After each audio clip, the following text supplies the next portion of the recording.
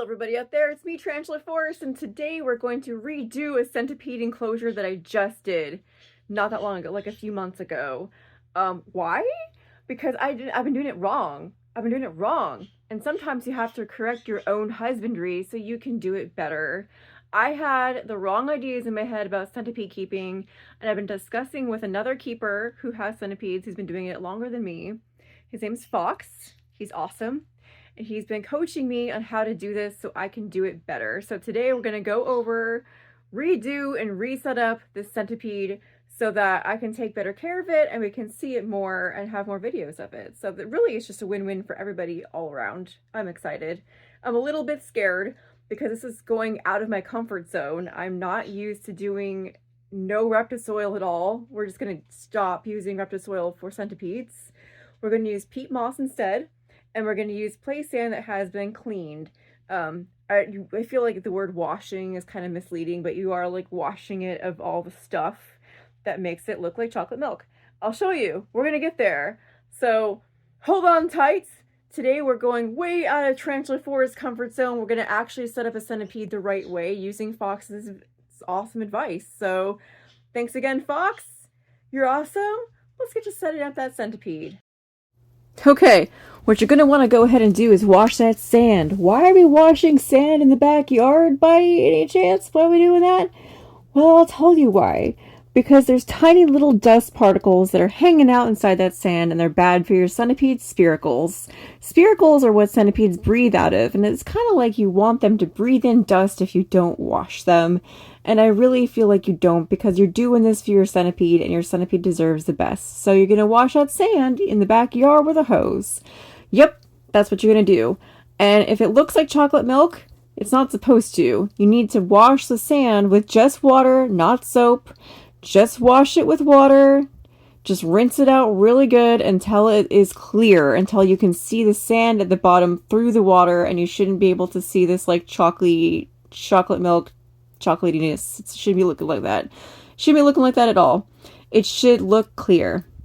You'll be seeing that very shortly. You just gotta rinse it really, really well until it's, you can see the sand at the bottom like that. It's still a little bit murky, so I definitely gave it 1 or 2 more rinses until I was satisfied. And then it looks like this. Nice and clear. Perfect. That is usable for a centipede. Of course, now it's all wet, so what do? You bake it. Or at least you did if you were me. You took it out, you put it in the oven, and you baked it until it was dry. So you can use it and set up your centipedes the night that you wanted to, which was tonight, immediately. So the Sterilite bins that I bought were all 32 quart Sterilite bins, and I was definitely a little bit hesitant because I wanted to choose smaller and bigger sizes depending on the centipede, but I was reassured that 32 ounces was fine for the centipedes. Actually, they could have gone slightly smaller for a couple of them, but I feel like 32 is perfect.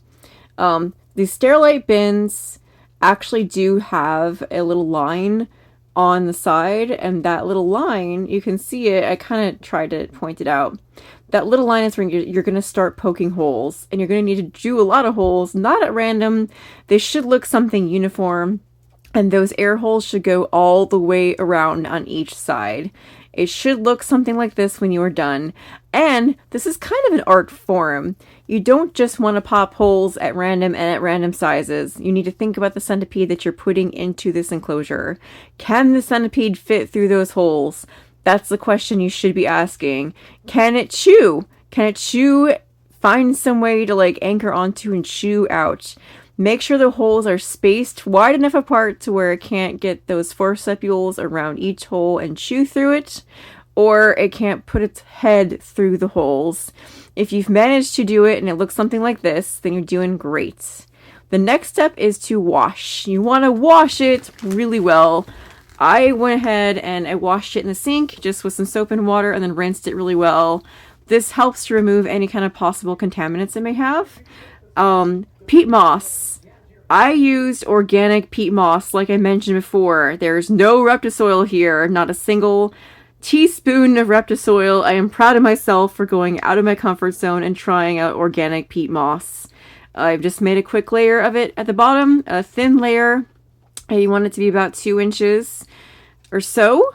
And then 20% sand on top of that is mixed in. Yes, just like this. You want to mix in 20% sand. It wasn't measured out. I just felt it out. I felt out the amount of sand I felt like it would need to get like a good consistency all throughout. And I mixed it in really well. Then you want to go ahead and add your decorations, which are functional decorations. You want to have a humid side in your enclosure and you want to have a dry side. I like to add cork bark on the humid side and on the dry side so the centipede can choose to be comfortably dry or comfortably humid depending on where it goes inside the enclosure. Of course, the water dish should go on the humid side. And then you want to add a thin layer of sand on top of that just so it kind of looks nice. The drier side should have a little bit more sand than the moist or humid side. In the middle, I like to add like a transition period so it kind of looks like it's, you know, transitioning from dry to humid. I went ahead and I added leaf litter to the humid side, added decorations in there, just the fake plants I had in the other enclosure. I also crinkled up those leaf litter, added a couple of regular full leaves for a little bit more cover because centipedes like to hide, you know. Some of this is art and some of this is functional decorations. Like I said, they have a point. The centipede can hide. It looks nice. It looks better than the enclosure that I had it in before, so we're definitely giving an upgrade here. When you're done, you should have something that looks like this.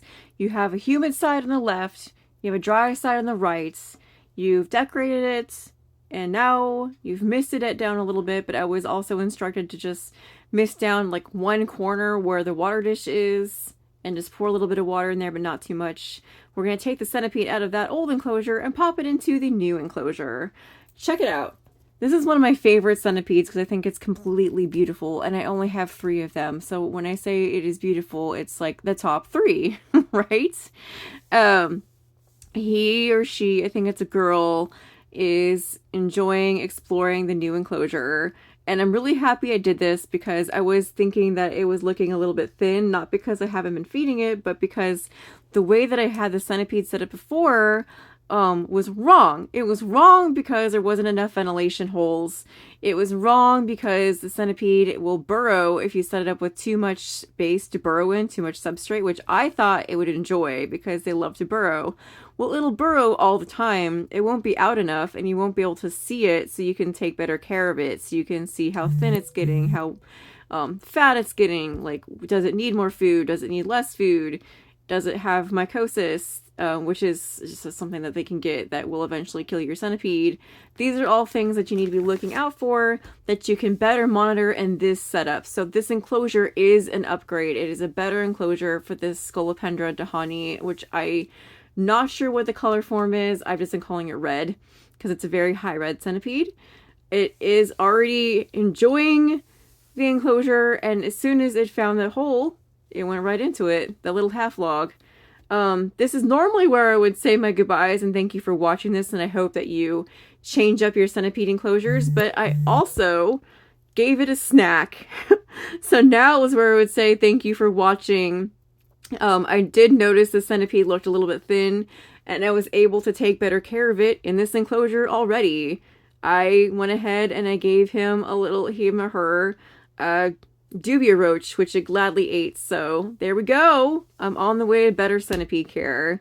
Thank you all for watching. Thanks again, Fox. I hope this made you proud. If there's anything you'd like to tweak, let me know. If there's centipede keepers out there who think that I could do better, let me know, because I just am trying to take better care of my centipedes. I really appreciate you watching this video. I hope you learned a lot. Thanks again. Have a wonderful night and goodbye.